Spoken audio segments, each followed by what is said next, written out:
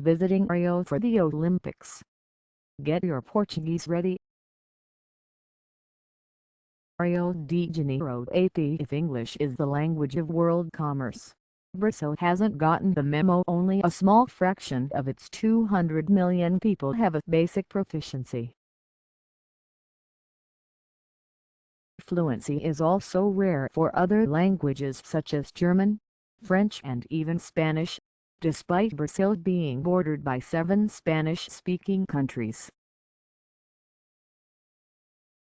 Many of the hundreds of thousands of tourists expected to descend on Rio de Janeiro for the Olympics in a few weeks could frequently find themselves in a linguistic muddle. Vanderlei Silva Santos, who sells caipirinha, Brazil's national cocktail, says he struggles to communicate with foreign tourists who stop at his stand on Copacabana Beach, so he uses his fingers and toes to write prices and shapes in the sand. Most of the time it works, but trying and funny moments are common, like the time a woman made chomping gestures to ask where she might find fresh corn on the cob, or the time a man seemed to be urgently asking to use a banana but really was trying to figure out where to shower. Communicating is tough. We move our hips, we smile, which tourists like. We find a way, said Santos, a 39-year-old who hopes to one day take a basic English course, something that until recent years generally was available only for wealthy Brazilians and is still not widely offered.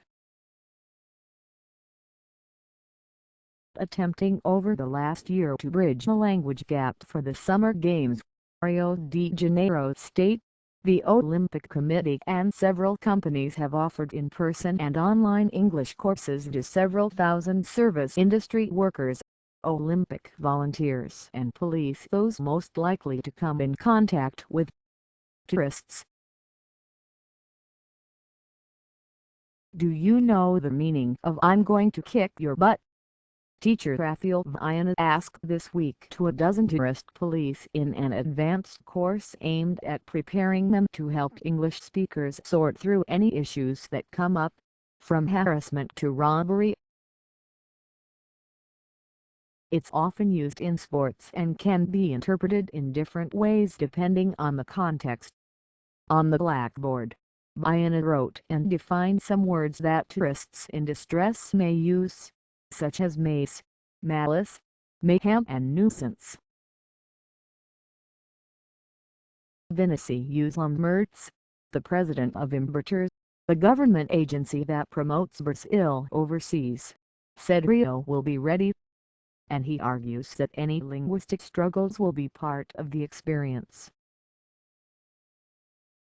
The lack of English is a problem, but trying to communicate with Brazilians who only speak Portuguese becomes a flavor, Lamberts said.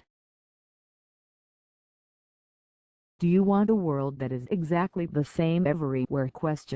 Latin America's biggest country is roughly the size of the continental United States, which has tended to insulate its people.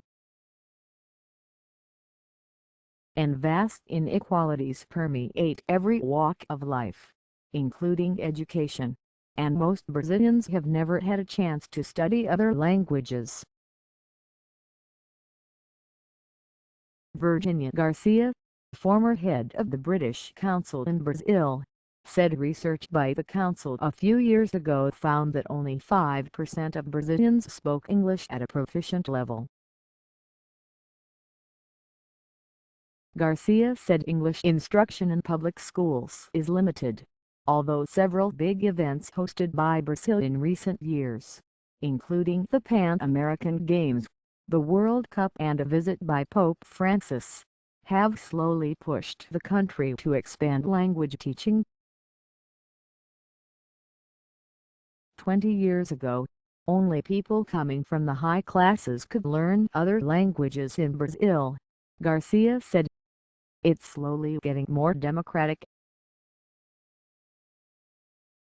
Antonio Carlos de Moraes Sartini, director of the São Paulo-based Museum of the Portuguese Language, said Brazil's intense focus on Portuguese dates to 1750, when the Portugal's monarchy made teaching the language mandatory to create a national identity different from the surrounding Spanish-speaking colonies. At the time, only about 20% of people in Brazil spoke Portuguese, while more than 1,000 indigenous languages prevailed. A few hundred of those languages are still spoken, mostly in the Amazonian region, but the vast majority of indigenous peoples now also speak Portuguese. The language spoken here today expresses Brazilians' expansive, affectionate nature, said Sartini. That nature often includes having a good laugh when it comes to foreign languages.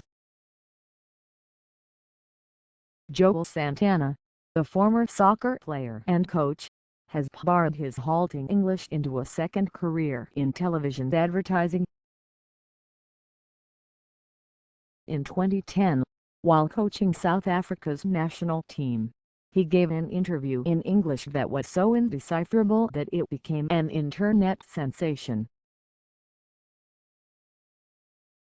Since then, he has pitched products such as Pepsi and Head and Shoulders shampoo in commercials, throwing in barely understandable words in English.